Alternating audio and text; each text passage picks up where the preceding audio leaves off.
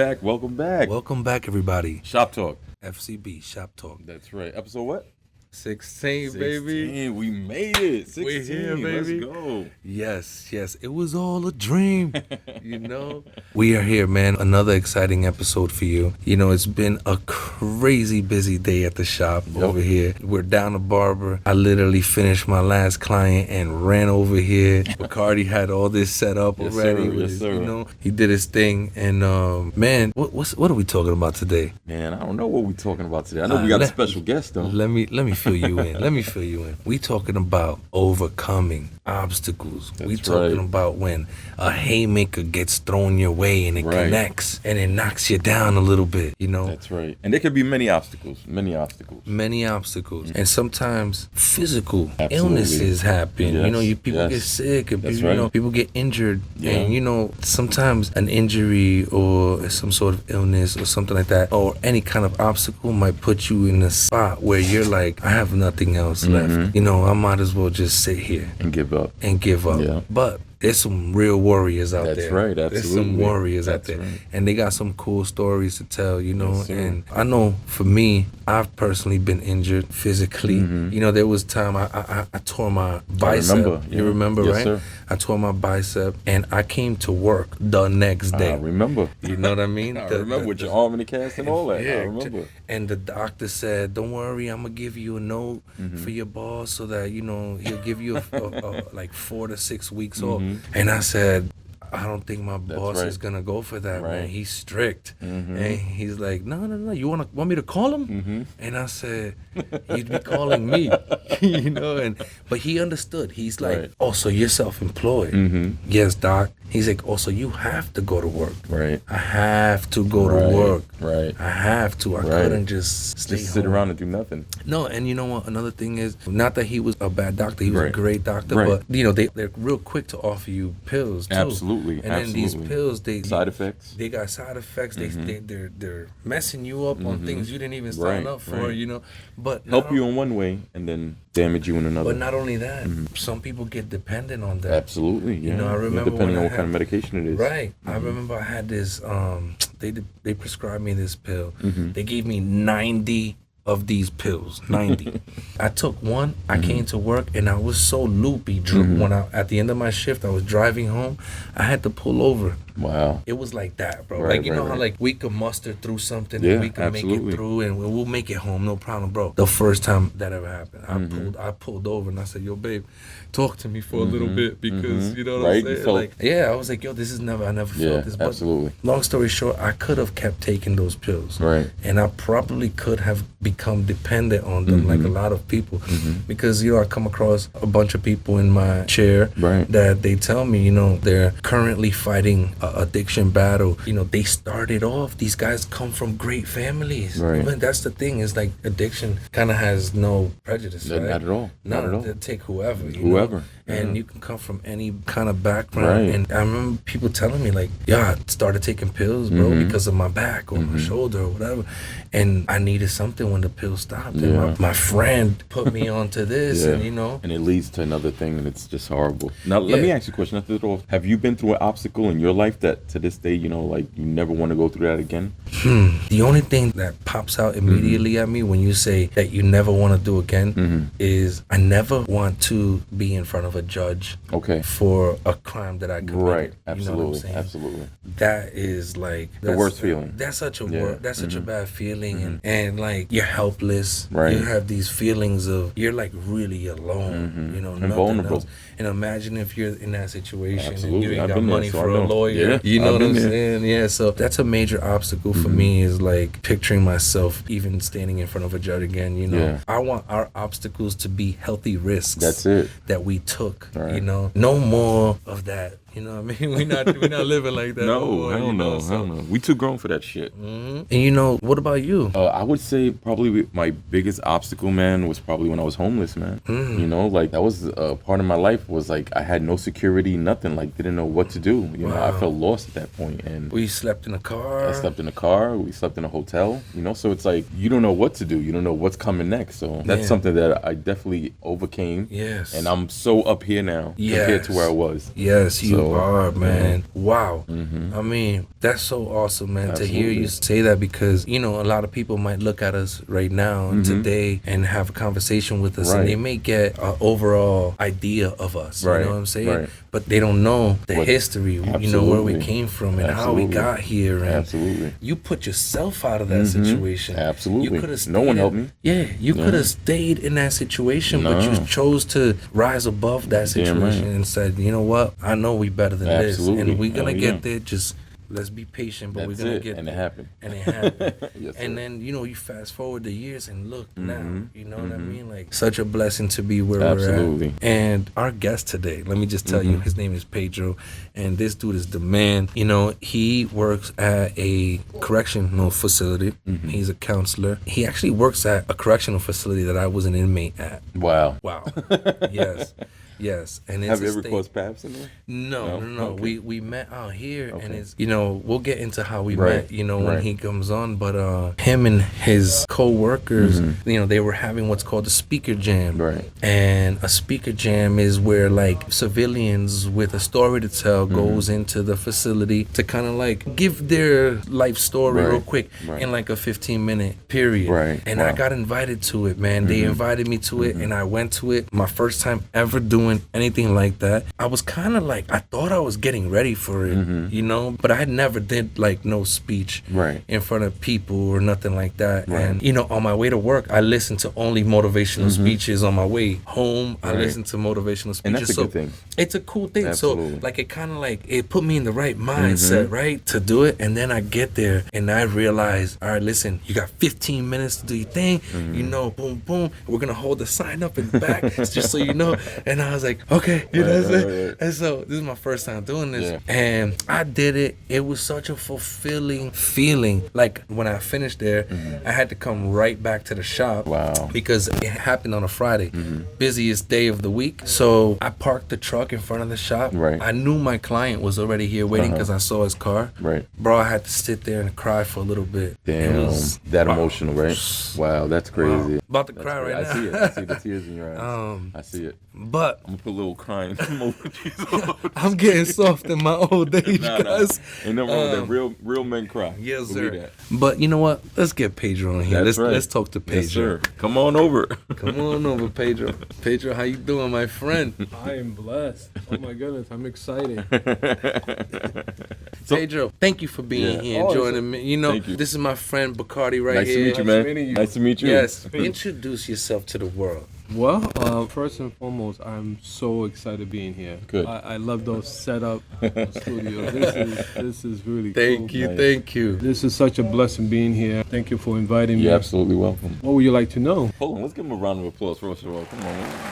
Let's give him a warm welcome here while he's here. Yeah. Well, you know, I don't know if you overheard some of what we were talking about, but basically I was letting the world know that, you know, you yourself have overcome some obstacles, and I know this personally because when we first met, you know, I was a new barber shop right here in the area. It was in the very beginning of my storefront here, and I remember you came in all positive energy always, and then something happened, right? You had a surgery, right? Yeah, 2016. 2016. He had surgery. Can you explain to the world what surgery that was and the severity of it? I had a brain aneurysm. Oh my God. So I had open brain surgery June of 2016, Right. which my family has a history of that. My mother had it, my brother had it, my sister had it. My sister survived, my mother died of it. Sorry to hear that. And my brother died of it. Sorry to hear that. But it really altered my whole life in terms of my memory capacity Right. and my neurological condition. Right. But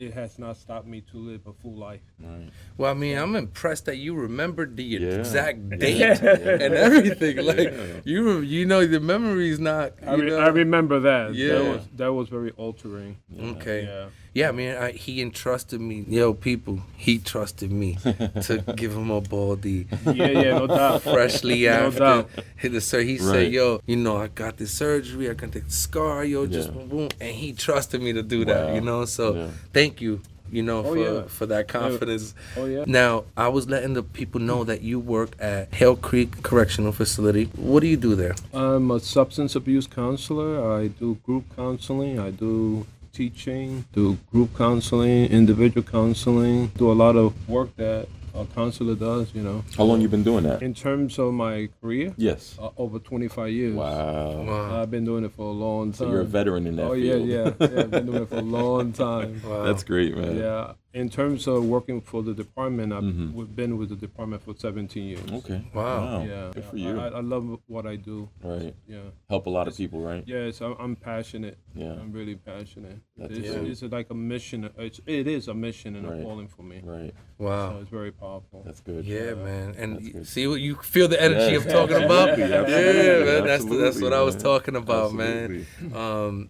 So I was letting the people know, you guys had, I don't know exactly how it happened, but they reached out to me and they invited me to do that speaker jam. Yeah, it was great having you there. You were there, right? Yeah, no Yes, doubt. yeah. I don't miss that. We have it twice a year, something called Speaker Jam. Right. So we have speakers coming from outside Right. who have gone through addiction, who living in long-term recovery, Right. and come back and give back to the community. Yeah. And it's a powerful event. So Right. we have it twice a year. So it was great having you there. No, thank It you was for great. having me. Oh, yeah, it was a pleasure. It was awesome. That's great. It was a very new experience for me, but I talked about it for like the next week or so because I was like, I couldn't believe I did something like that. Right. You know what I mean? And also the prison accommodated me in a sense that, you know how like they have 2 segments, right? Morning and afternoon. They let me go first in the Right. afternoon because they knew it was Friday And you had to go it be at was a work. busy day at the Right, shop. absolutely. They said, let him go first because he's got to That's go. great. That's And great. the guy that escorted me out,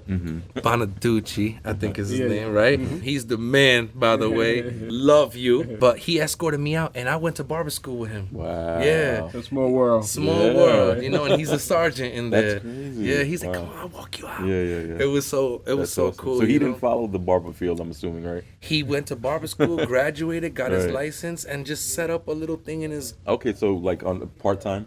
house, That's like, great. set it up. Right. And, I say this jokingly because he has the best sense of humor. And I know you probably know this, but I walked in there and one of the correction officers goes, hey, yeah, Bonaducci's in here. He sucks at cutting hair, so he became a CEO instead.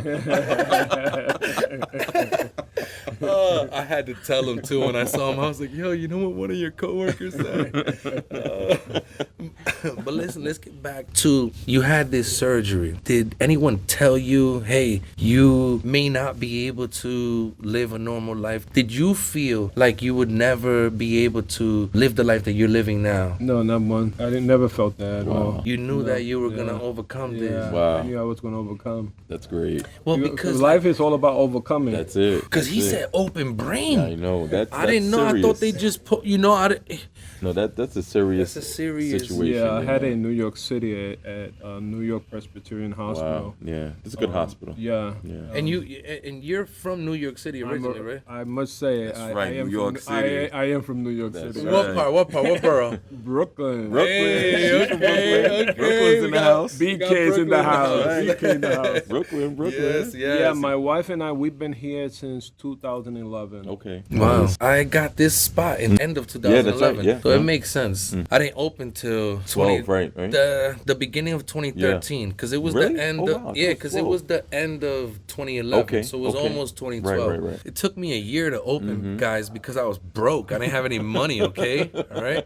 Hey, You know, we all been we there. gotta overcome, right? That's today's subject is and that's a true story because when I first got released, I didn't have a job. I had to go look for a job. You working for like advertising place, like a Yeah, I remember that. Yes, Yeah. I finally got a job from Blasper Publishing. Shout out Joe Sullivan and Donnie Blanchard. Yo, thank you guys for hiring me and giving me an opportunity. I didn't have all the money. I knew that I had to go and pay for school, so I was cutting hair, saving my money. Right. And then when I had enough to buy 4 chairs, I buy 4 chairs, and then I cut for another couple weeks, and I have mirror money, you know, and that's how we started. Talk about overcoming, man. We probably got stories for real. days for you guys, but we're gonna cut this up in segments. That's you know what I right. mean? So you said you've been with the department for around 25 years? No, 20? I've been in the department for 17 17 years. Yeah. But in the field, Over 25 Yeah. years in the over field. 25 years. Yeah. So you work in group settings. Do you ever partake in any of those speaker jams yourself? No, I never participate because I'm an employee there. So Okay. they only have people The from civilians. outside Right. Okay. Okay. to, Gotcha. to share the story. Right. Right. Yeah. Okay. Wow. Yeah. How long do you see yourself doing this for? In terms of my career, Yeah, say that. how long? Yeah. I don't have like a time frame.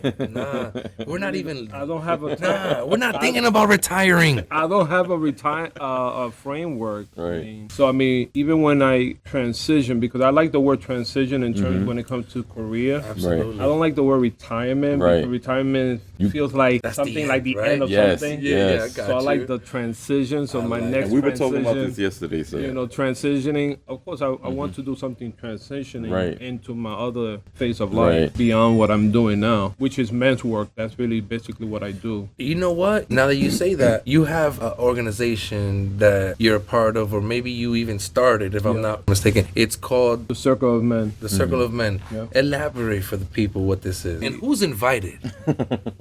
If you're a man, you're invited. Hey.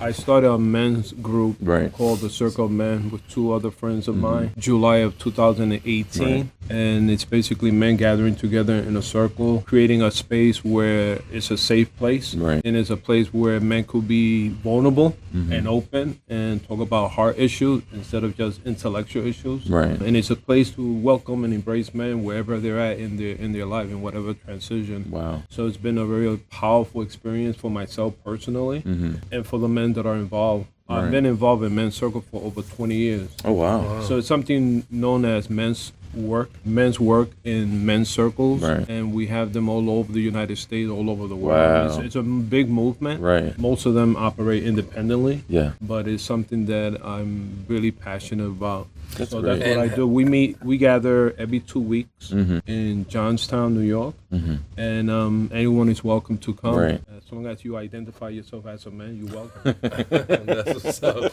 That's what's up. I mean, that's how we describe ourselves Right. in our meetup site. You know. And how many members do you have? Right now we have 7 Okay, men who nice. are core group. Right. We were still gathering in the pandemic. Right. So we went on Zoom. So we do Right. have members that live outside of the state in Right. Pennsylvania, Right. Maryland, New Jersey. That's awesome. So that is something that I do. That is a passion and a Right. mission that is apart from the work that I do. Great. That's great. amazing. Yes, sir. Yeah, let's give it a Yeah, absolutely. Because I think everyone needs some type of like a foundation or support group, you know, to help them overcome things. So let's give that a round of applause, guys. He's right. You're right. Everyone. Yeah, does I'm need that. convinced that one of the things that men are seeking for is connection. Right. There is an increase of loneliness and mental health issue among men, and Right. men don't tend to verbalize those issues. Right. Yeah, a lot of times we just kind of like go with the flow and ignore, Yeah. or like right? We just kind of like keep going, you know. We suffer. Most men suffer in silence. Right. So we create a space where men could come and be embraced and feel connected and be heard. Right. Because I Where- feel like some men probably feel embarrassed, some sort, to show some type of empathy or sympathy or be vulnerable, like you said. Yeah. And I think that's a great thing. Yeah, society and a lot of things, pressure have created men to be suppressed. Right. So we have a lot of men, even in my own life, Right. talking from my own personal experience, a lot of suppressing my emotions Right. and my trauma and my pain and my Right. anger. So this is also from a personal experience, creating a space where other men could feel that they're being heard and embraced and encouraged and empowered. Right. I gotta ask, recidivism. It's a word that gets tossed around in an institution a lot, and it basically just means a repeat, Right. offender type Yeah. deal. A person that just keeps revisiting. Are you seeing a decrease in numbers? Like, are numbers down as far as individuals that are needing this counseling or are in these programs? Is it working? Is the life outside prison after being counseled and attending meetings and stuff like that, are you seeing a drop in numbers of inmates, or they keep? I mean, recidivism is still... Well, it's still a reality, and that is still reality because it's really, at the end of the day, it's an individual base, right? An individual basis where a man needs to come to terms with his own self, Right. and rise up and make some and be committed to his personal growth, Right. and personal development, and that's not easy to do when you've been caught up for so many years, a lifestyle condition locked in Right. into addiction, criminality, Right, right. and then emotional aspect that never are addressed. Right. I think it's still an increase, especially a lot of young men are coming into prison. Wow. So we have a lot of young men coming in. Yeah. In the 20-year-old. Yeah, you know what I remember, hearing you say that when I went and did that speaker jam, just like looking out in the crowd, like sometimes, you might look past the crowd a little bit while you talk, but at one point or two, you're going to look at the crowd and you're going to actually look at faces. And you're right, there was like when I was in there, it was like a lot of young guys and a lot of old guys. So recidivism is still a huge thing there. Yeah. We're seeing numbers increase still. Guys, we want to see a decrease in Absolutely. numbers. We all have our obstacles, but we got to overcome. That's you know what I right. mean? We got organizations like the Circle of Men that you could seek out upon your release. We'll probably drop a link for your All the information. organization. Absolutely. And his information, if you don't mind. No. Okay, and People know. yeah, we gotta let people know that my man Pedro is here for you. The Circle of Men are here for you. Bacardi and me are here for Absolutely. you. You know what I mean? Absolutely. You guys need some help. Yo, come talk to us. We might be able to point you in the right direction. Yes, sir. And we're not superheroes, but we could help a little bit. Absolutely. You know what I'm yeah. saying? I'm And, always willing to help. I know Always. you are. And you too. And that's why, man, it's just right now, like, that's our goal here with this podcast. That's and right. we just want to show the world that men could come together, and not Right. just men, Right. women. We could all come together. We could share our stories, Right. where we came from, what got us through it, how we did it, what is keeping us going. With that being said, Pedro, what's something you want to ask him our famous question? So, what's advice or something you want to tell someone who wants to do the same thing you're doing in your field, whether it's working for the penal system, or what advice would you give them for someone who wants to be maybe a young correction officer or someone who's working in that field? What advice would you give them? Well, are you passionate? Do you love working with people? Right. Do you have a heart for people? Do you have a story? Right. Of pain, that is also part of the process of reaching out to people.